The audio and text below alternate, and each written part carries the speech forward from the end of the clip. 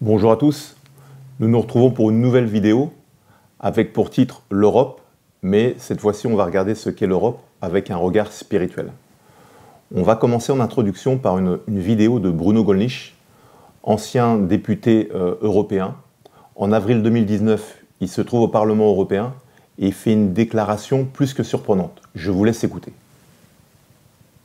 Au cours des 30 années que j'ai passées dans ce Parlement, j'ai vu se développer une dynamique de groupe perverse, prométhéenne, je devrais dire luciférienne, telle que la majorité de nos collègues s'est crue apte à donner au monde entier des principes qu'ils proclament mais qu'ils ne suivent pas à l'égard de leurs collègues de la minorité. En outre, ils se persuadent qu'ils ont mandat pour gérer tous les aspects de la vie politique, économique, sociale, culturelle, sexuelle même de 500 millions d'Européens. Voilà, donc c'est vraiment intéressant de voir que Bruno Gollnisch dit la chose suivante. J'ai vu se développer une dynamique de groupe perverse, prométhéenne, je devrais dire luciférienne. L'emploi de ce terme est très intéressant parce que chaque organisation est motivée par une idéologie.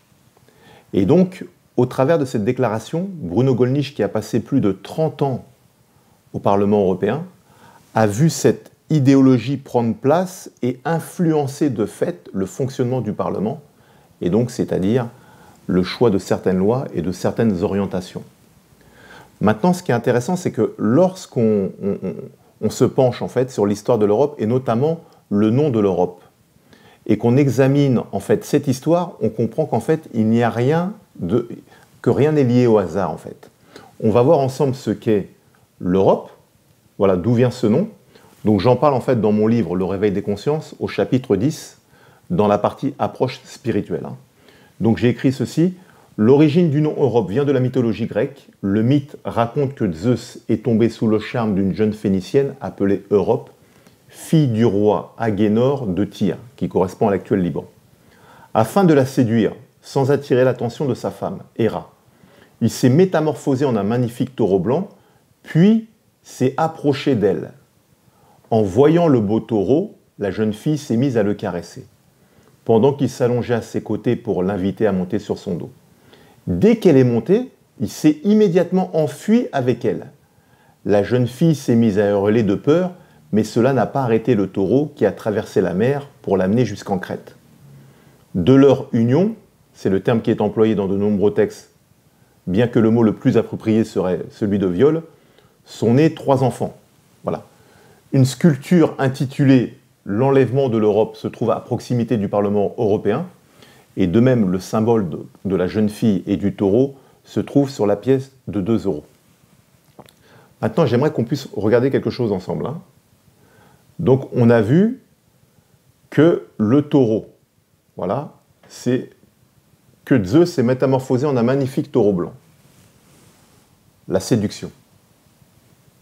Il s'approche de la jeune fille qui voit que le taureau est inoffensif. Elle monte sur le dos de la jeune fille, il s'enfuit. D'accord ? Dès qu'elle s'est mise à hurler, bien qu'elle s'est mise à hurler, il a continué de s'enfuir en fait. Et donc en fait, ça nous fait penser un petit peu à l'Europe en fait. L'Europe, elle est venue, elle s'est transformée en un beau taureau blanc. Et plusieurs nations sont montées sur son dos. Puis, le taureau est parti. Et des nations se sont mises à hurler. Et bien qu'elles se sont mises à hurler, le taureau ne s'est pas arrêté. Et le texte parle ensuite de leur union. Alors qu'en réalité, il ne s'agit pas d'une union, mais d'un viol. Et donc, on s'aperçoit que plusieurs nations ont vécu comme un viol, c'est-à-dire qu'elles ont été trompées. Voilà, sont nés 3 enfants. Donc on voit que derrière une histoire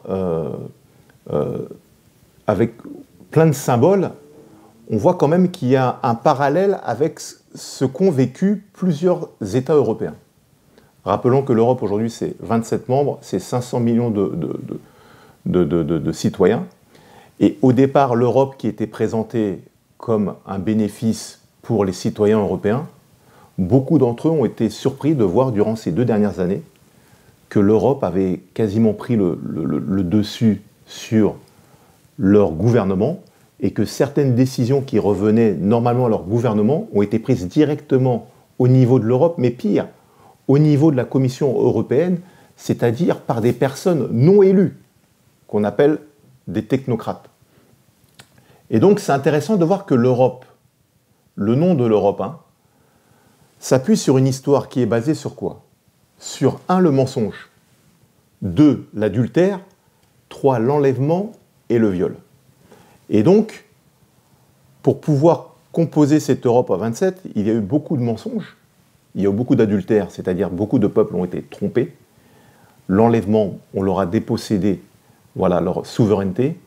Et enfin, le viol, voilà, je vous laisse vous-même faire votre déduction. On va maintenant regarder le drapeau européen.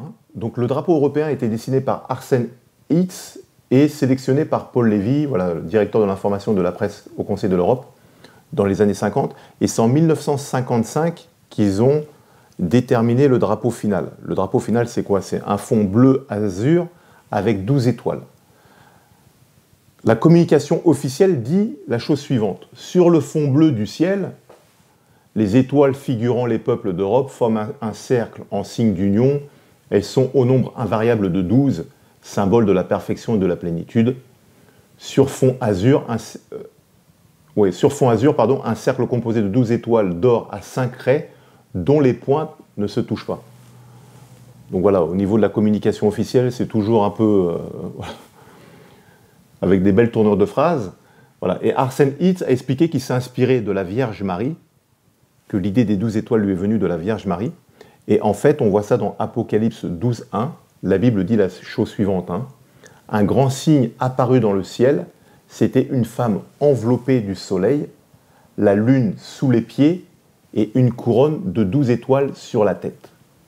Donc ça, c'est la version officielle publiée sur les différents sites de l'Union européenne. Maintenant, on sait que les symboles ont une signification ésotérique.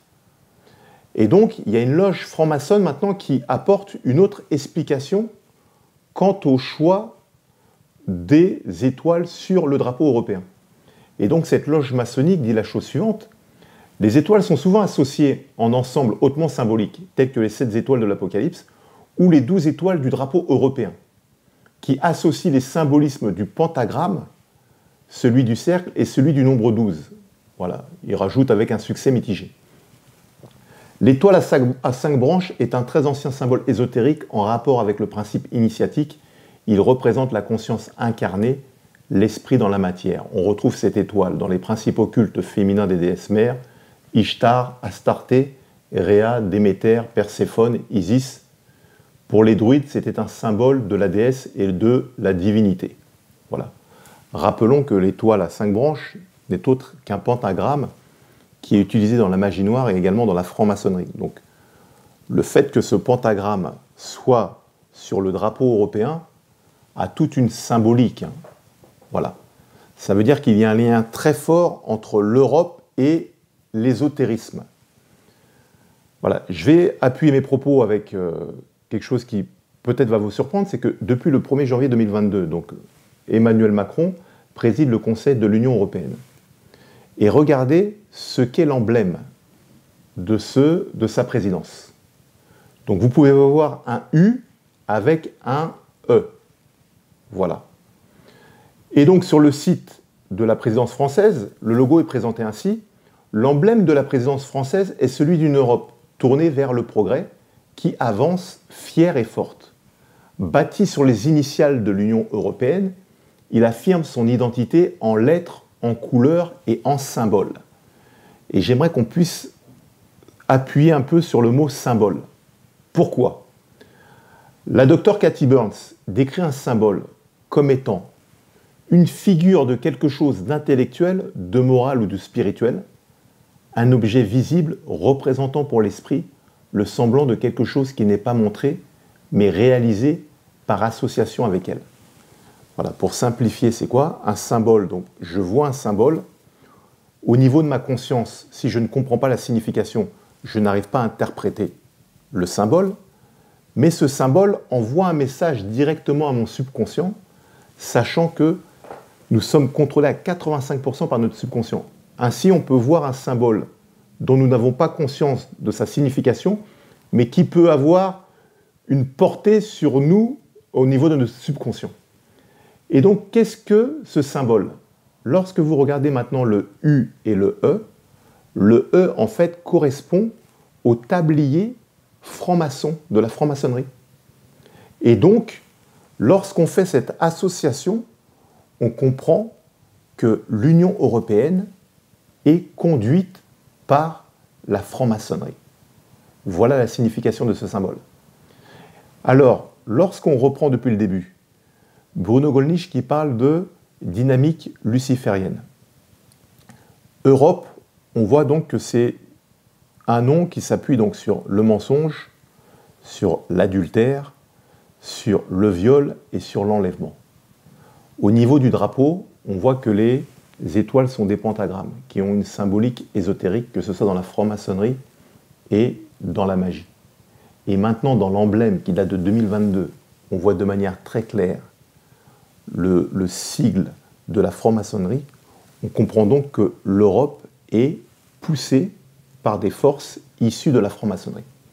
Cette analyse est extrêmement intéressante parce que grand nombre de théologiens s'accordent à dire que l'Antéchrist viendra donc de l'Empire romain restauré qui correspond en fait à l'Europe. Voilà. Donc je voulais vous donner tous ces éléments afin que vous puissiez vous faire une idée et avoir une meilleure compréhension des temps dans lesquels nous sommes. À très vite pour une prochaine vidéo.